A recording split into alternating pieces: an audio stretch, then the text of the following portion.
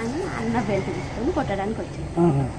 నా షాపుని కొట్టకరా, నేను కొట్టినా కొట్టుకుంటా, పెట్టినా పెట్టుకుంటా, నా షాపు మీద నువ్వు చెయ్యొద్దు అనేసి దొబ్బారు. దొబ్బినా కూడా ఆగలేదు అన్న, మనోజ్ అని ఆగలేదు. దానివల్ల ప్రసాద్ దెబ్బ కొట్టిండు అన్న. సార్ ఏంటంటే కొట్టొద్దు నా షాపు, నేను భయం పెట్టుకుంటా, కొట్టకురా అన్నాడు. ఇద్దరు దానివల్ల ఇక ఆ షాపు గురించి ఏదంతా గొడవ, తండ్రి కొట్టుకుని నెట్టుకున్నారు.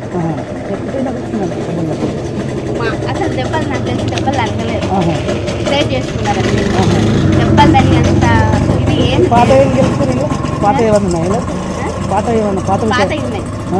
అది ఇది ఒకటేసారి అన్నదమ్ములకు మంచి వద్దలు ఉన్నాయి. ఏమన్నా మౌనిక మేడం చేసుకోవడం ఇష్టం లేదు, ఫస్ట్ నుండి వాళ్ళకి ఇష్టం లేదు. దానివల్ల కొంచెం వాళ్ళు ఫస్ట్ నుండి డిస్టర్బెన్స్ ఆ విషయం మీద. ఎవరికో బాబు ఉన్నాడు, ఆల్రెడీ బాబు ఉన్నాడు కాబట్టి వాళ్ళకి ఇష్టం లేదు. ఇంకా దానివల్ల అది జాబు వల్లనే ప్రసాద్ జాబ్ వాడు 6 సంవత్సరాలు 4 సంవత్సరాలు ఇక్కడ హైదరాబాద్ కాదు సార్ దగ్గర. ఇంట్లో ఎవరెవరు ఉన్నారు? మనోజ్ నుండి మౌనిక ముందు అమ్ముంది, ముగ్గురు. సార్ లేడా? మార్నింగ్ మేడం వచ్చి ప్రసన్న మేడం వచ్చింది కదా,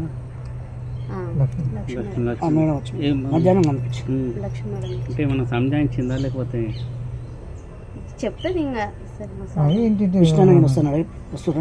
ఫోన్ చేస్తారు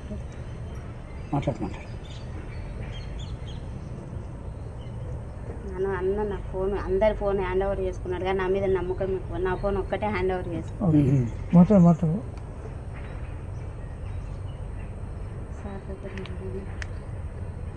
ఎన్ని గంటలకు అయింది? నైట్, శనివారం నైట్. అంతేనా? ఇక్కడ ఇంకా సారు ఎక్కడ ఏం జరుగుతుందో తెలుసుకోరాని ఫోన్ చేద్దాం అన్న. రాడు, నాకు తెలిసి మా విష్ణు అన్న రాడు. కానీ ఈయన భయం ఏంటంటే, విష్ణు అన్న ఏంటంటే సారు మీద చెయ్యి వేసినా ఎవరన్నా ఏమన్నా అన్న ఒప్పుకోడు. ప్రాణం తండ్రి కొడుకు, పెద్ద కొడుకు చెయ్యేసిండు.